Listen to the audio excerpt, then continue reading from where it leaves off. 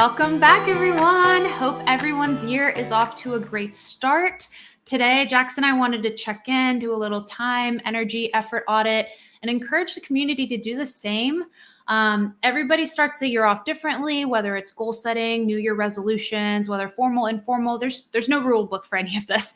But at this time of the year, it's important to check in with yourself, see if what you're doing is working, how the energy spend is serving you. Some people have, fallen off some of their goals.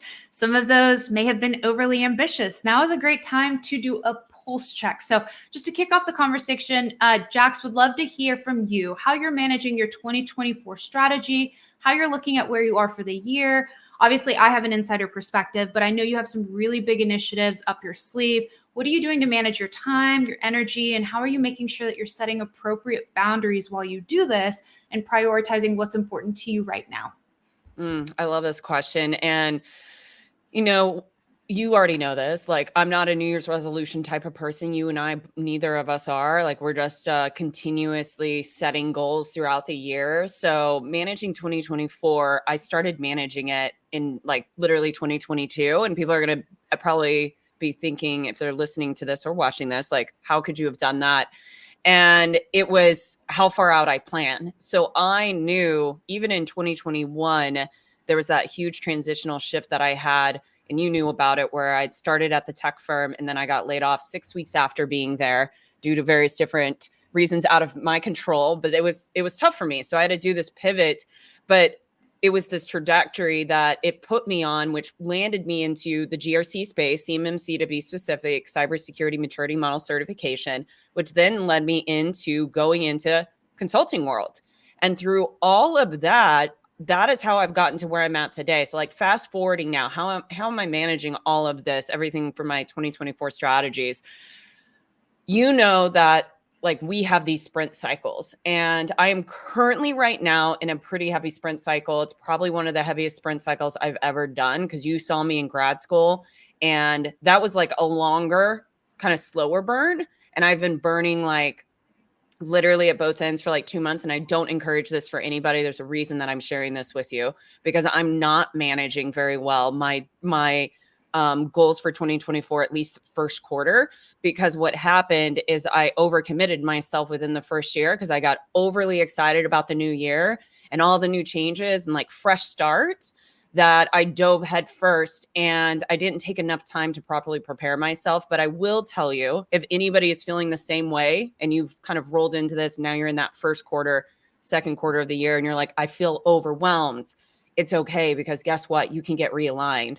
So where I'm at right now, and you know this, is I'm realigning myself in action. So I'm about to wrap up, and we'll talk about this on another episode, but I'm wrapping up this really big course that I have been building and that I'm about to teach. And so right after that, I'm going to start shifting and focusing into some other big initiatives, such as my new career journey that I'm moving into, as well as some of the speaking engagements that I've landed, RSAC to be one of them. Yep. Huge accomplishment.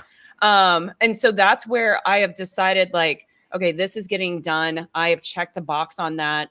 But what are those other strategic goals that I have for 2024, but also even into 2025? Because I think one of the things I want the listeners to take away from what I'm saying right now is that the way to manage your future goals is to manage what you're doing now and be strategic about, where do I want to be in 2025? Do I like where I'm at now? How can I tweak where I'm at now to get to that future state of where I want to be? And you know that I want to travel. I want to work in the cybersecurity space. I love governance, risk, and compliance. I love NIST. I love talking about it. I love teaching about it. And what I'm seeing now, transforming from what happened in 2021 and all of that work that I've done to get here, everything is now falling into place. I've got 2 different speaking engagements lined up. I just did one just last month for ISC2. And it's really just continuing to move forward. And you we talk about balance, striking a balance with everything. I will tell you, right now, I'm well aware that I'm a little bit out of balance, but I know that I'm moving into balance. And I think it's really important to have people like you. You and I are very close. You always keep me in check. And having those people in your life that can help you with those checks and balances. to realign you and remind yourself that we have time. Like we have 12 months, we have our life. And sometimes we might die tomorrow, but it's not the best way to think about it. Like give yourself ease and grace as you're working through a lot of this. Because that's the only way I can really manage my energy. And the last thing, and I'll end with this, is the energy piece. Like you go out for walks as much as you can. And I try to, without fail, at least 3 times, but I try to hit 5 to 6 days. I do some sort of movement, 20 to 30 minutes a day. Typically it's the gym, but I also have like fitness goals that I am achieving, like climbing Kilimanjaro, running a Ragnar at the end of the year. So those, again, future goals, which keep me aligned today for that future state of where I want to be. So those are all part of it. One last thing, and I'm gonna actually turn it over to you. And I think this is important, the boundaries.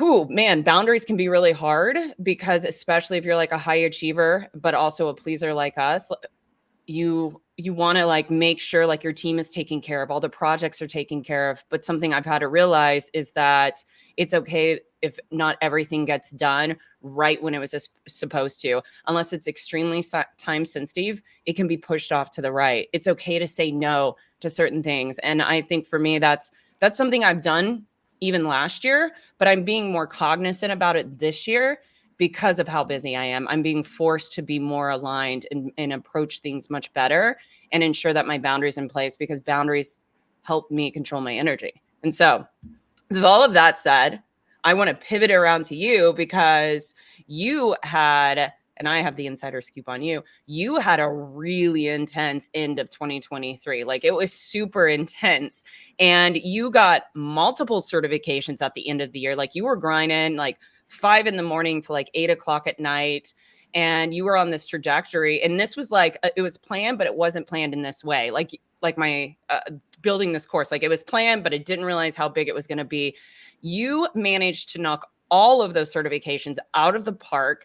And then still, what I see, you still found a way to be able to reset and then come into 2024 really strong. So I'm curious, like, what did you do to get through all of that, and share a little bit of what that looked like from your lens of getting all those multiple certs, everything you were balancing? Like, how did you get there through that momentum to then take a moment to start the new year fresh and ready to go? Yeah, I think that what you said really resonates, and it's true and applicable for my situation too. It's this larger vision and the larger strategy. And sometimes these visions and these larger strategies, they take a lot of little steps to get there. And so, sometimes you put these plans in motion and you're like, this is this big idea. I don't know how I'm going to get there, but I know I have to hit all of these other things to get there first. And so the certification path was kind of the same way. My team, and this was tied to an organizational initiative. Some people may be listening to this and there's like, how do you prioritize what you're doing for you, for your own personal career growth versus what you're doing for the business, the organizational initiatives? There's something to be said with when you're a leader, when you are somebody part of an organization, there's a mix and there's a give and take of what you're doing that's supporting the initiatives of the organization and those larger business goals. You're bringing solutions to the table. You're bringing ideas of how to innovate, how to drive growth. And then there's ways that you have to level yourself up to support those initiatives and get there. So in my situation, there were some skill sets that I had to refine, which is where all these certifications came out. And I knocked several out in a very short time frame. But similar to you, there was a very specific task at hand. And I knew it was a sprint, it wasn't a long-term situation. It was, hey, I need to exert this energy. The goal is right here. I need to pave this now. And I need to plant these seeds right now so that I can water them and the benefits will come later. Mm-hmm. And so, because my organization does this wonderful program. It's a sabbatical. When you're employed for 5 years, you get to take 3 weeks off. And I know that is a luxury that not a lot of people have. But however, I timed it around the holidays, which made it a little bit easier for me to take time off. So if you're listening to this and you're like, you know what, I can't afford to take a week or 2 off, like around the holidays and time my time off, it's a great way to like plan some more aggressive goals, knowing that you have some time off to reset, recharge. And again, everybody's schedule is different, but if you can't afford to do something like that, it's great to have kind of like that that light at the end of the tunnel of like, I'm going to work really, really hard, but I know that at this time I'm going to be able to unplug for, a few days. So I timed that and I was able to get that finish line, get the certs done, and then reset for, hey, I've finished these certifications. Let's reset. How do I need to focus so that I can actually take what I learned in these certifications, apply them, and set myself up and my team up for success? So really, it's kind of what you were talking about, the long-term vision. It's a long journey, and I'm not making big, changes right now, but it's all these little things that I'm putting into play for a long-term initiative.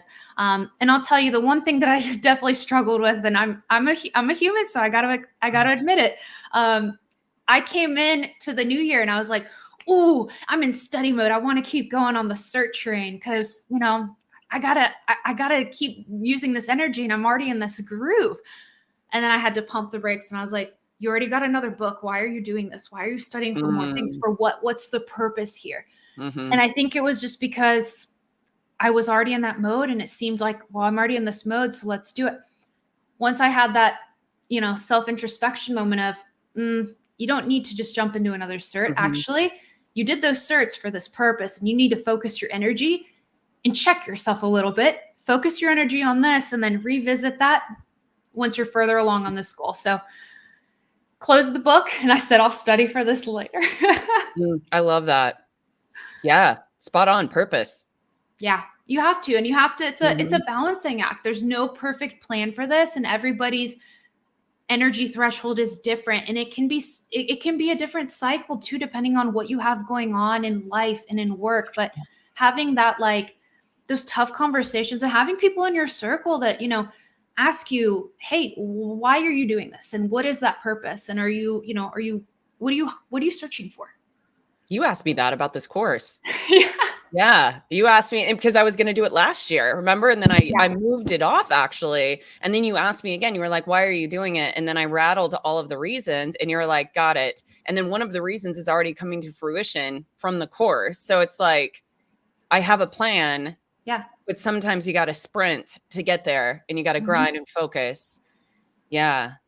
Oh yeah. Yeah. So yeah, that's intense. Yeah, I love it. And so when you went through that and you were like, okay, it's the new year. Why am I doing this? What is the purpose of this? And you decided to close the book. How did you refocus yourself to get yourself back into okay, I need to get out of this kind of focus grind of studying and I need to refocus to this? Because it's a completely different hat. I had the study hat on and I had to go back into strategy mode. Yep. And I turned more on this, solutions oriented hat of, all right, I got to get a timeline going for this year. I got to figure out what I'm going to do to show progress. Here's my group of the people that are going to help me achieve this. Cause that's another thing that I'll say is you don't have to do all of these things alone. It's so much better when you have people, whether it's you're studying for something, whether you're trying to chase down an initiative, it's so much better to have a group to feed off of, to have energy bubbling, to kind of bounce ideas off of too. Don't do these things in a vacuum. Hence the Simply Cyber community. That's why that is one of the most amazing communities of find somebody that's at your level. And it's great to have mentors that are above you, that are executives and, maybe managers if you're a newbie, but I think it's even more amazing when you find somebody that matches you of where you're at so you can support one another, but hold each other accountable. Because this industry, we can get so distracted so easily. And the next thing you know, you're taking certs to take certs, but with no purpose at the end. And that's, Yeah. And it happens to everybody, right? You just get overly excited. I think that's the trend. When you like this stuff, you get overly excited. You can really quickly bite off more than you can chew. And it's why am I doing this? Need to find purpose, need to find alignment. So not only is this a great time of the year just to make sure you're marching towards these larger visions, that you're staying aligned with your purpose, with your goal, your objectives, but it's also a perfect time to be talking and thinking through your career pathing, making sure that you're navigating these conversations and goals with your leadership team. Do they know what goals you have? Do they know what kind of support you need to achieve some of these areas? Are you aligned in timing? So Jax, I know you've had some recent conversations and advocating for yourself, just figuring out, what's next in my career. So just wanted to see what tips and tricks do you have in this avenue? Yeah, I think advocating, especially, and I'm speaking from a lens of being a woman too in this space, but I think this is also very good for anybody to advocate. I have never been afraid of advocating for myself. Maybe I've just forgotten that I was afraid of it like at different times in my life, or maybe it was because most of my like earlier years I was in the military, so you naturally got promoted, but you did have to advocate. You advocate in the military by being the best soldier, so shooting the best, doing the best PT, so you naturally advocate for yourself there. So I got promoted in the military quite fast. And in the civilian sector, it's very much the same. But I will say, you can't just come into the civilian sector and come in and do the 9 to 5 and do the bare minimum and then expect that you're going to get promoted. I'm not saying that is right. I am just saying there is more competition. And so for me, one of the biggest things, and somebody reached out to me on LinkedIn, another woman, and was talking about how she felt not being, and I'm paraphrasing, but she's not feeling seen and heard within her organization, and that she feels like she needs to advocate for her promotion. And for me, I feel like advocating for yourself is a must, regardless if it's a good culture or a negative culture. It is, you should learn that skill. I don't care if it's a positive culture and they've got your back. It boils down to the fact that you need to always learn how to be your biggest advocate, period. Because regardless of how the leadership sees you, you can see yourself completely different. You're doing more than they probably notice, for example. And so don't be afraid to like voice that and let them know. So when you're doing a review, I tell you, my last review at my last company, I looked like a superstar, but I was a superstar. And I wrote it that way. And at first I felt a little weird, but I wanted to get promoted. And I had voiced it to everybody that not only did I want to get promoted, but justification was the key. And I provided justification of why I needed to be at the position above me. So that's a key here is if you believe, a lot of people say, well, I need to get promoted. Okay, tell me why. What is the reason? You need to provide justification. What is the impact that you've had? If you're trying to move to like a manager or maybe an associate director or director role, you need to start looking at like business impact. How are you bringing in more dollars is an easy way of thinking about it. Are you creating organic growth? Did you create an additional business line?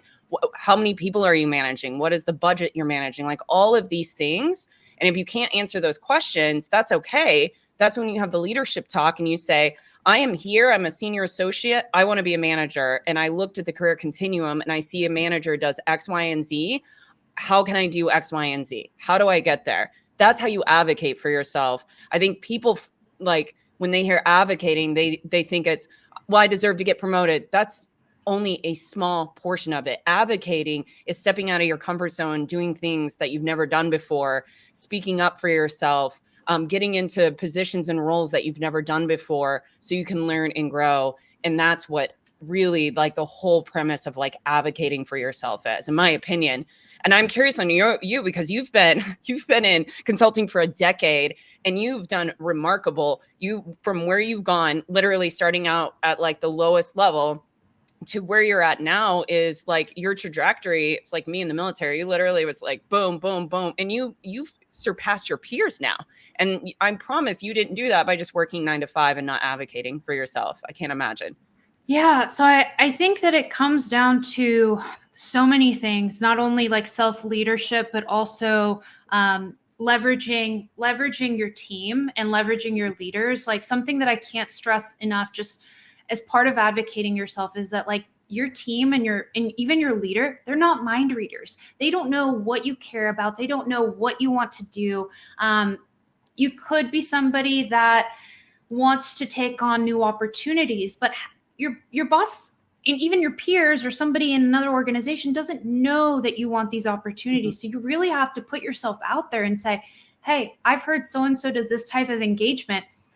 I know that I don't report to them, but I would love to learn more about this. And you're helping to kind of give some direction to your own career because, again, only you are in control in terms of paving that. Obviously, the organization can come in and give you opportunities for projects, courses, learning opportunities. There's this beauty and diversity of who you work with too, because if you're only working with the same team, you're getting the same exposure, you're learning the same way of doing something versus I think that one of the best things for me is learning so many different ways of people's styles and making my own style, figuring out what kind of leaders did I want to emulate, behaviors of other leaders that I really admired, or things that I said, that doesn't resonate, and maybe I don't want to carry that forward.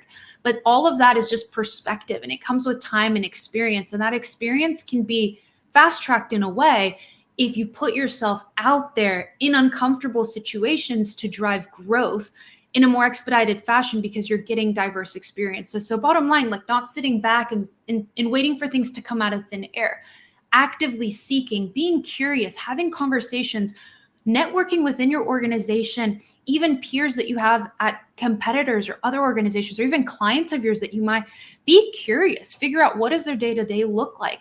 What does the career trajectory look like over there? What are the different roles? Familiarizing yourself with the different expectations.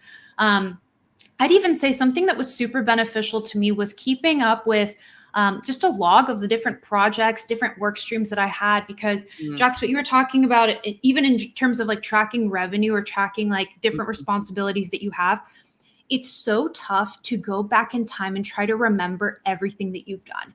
But if you start as an associate and you're saying, I worked on this project, this project, this project, these were my responsibilities, and you're keeping up with that over time. Hey, maybe I started taking more ownership and leading this. Maybe I started managing the budget on a project. Maybe I worked with my lead on this project to start to own more of the deliverables. I performed QA for these projects.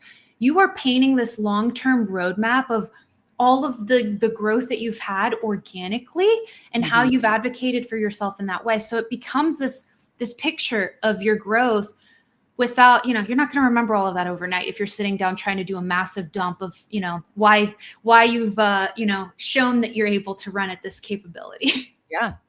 Yeah. Yeah. I love the noting it along the journey. I do it in a note. I actually do it in a OneNote because we have Microsoft in my company. So I literally bullet point it. I have one that I do BD, and it's like, I worked on this contract, this contract, this contract. And if I did something that was notable, it's an impact.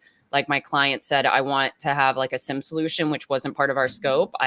There's a bullet point, just increase organic growth by X amount to the contract because of this.